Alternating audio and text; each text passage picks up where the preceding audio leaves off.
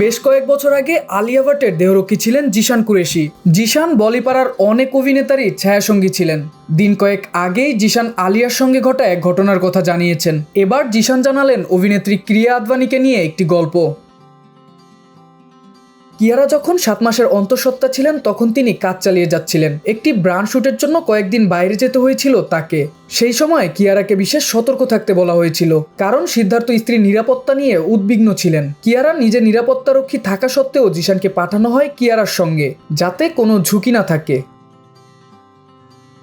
জিশান জানান, ঘটনাটি ঘটে যখন কিয়ারা ভ্যানিটি ভ্যান থেকে নামছিলেন। সেই সময় স্যুট পরা এক ব্যক্তি তার কাছে এসে প্রথমে সেলফি তোলার কথা বলেন, কিন্তু হঠাৎই তিনি কিয়ারাকে জড়িয়ে ধরার চেষ্টা করেন। কিয়ারা ছিলেন অন্তঃসত্ত্বা, এর ফলে সামান্য অসতর্কতাও বড় বিপদের কারণ হতে পারত। সেই কারণে নিরাপত্তা আরও কড়া রাখা হয়েছিল। সঙ্গে সঙ্গে ওই লোককে টেনে নিয়ে যাওয়া হয় বলে জানান জিশান। কিয়ারাও নাকি কয়েক মুহূর্তের জন্য ভয় পেয়ে গিয়েছিলেন। জিশান বলেন, সেই মুহূর্তে সিদ্ধার্থ স্যারকে জানানো হয়নি, তা না হলে উনি ভীষণ চেঁচামেচি শুরু করে দিতেন। পরে কিয়ারা ম্যাডাম স্যারকে বুঝিয়ে বলেন। গত বছরের জুন মাসে প্রথম সন্তানের মা হন কিয়ারা। সিদ্ধার্থ ও কিয়ারার প্রেম শুরু হয়েছিল শেরশাহ ছবির সেটে।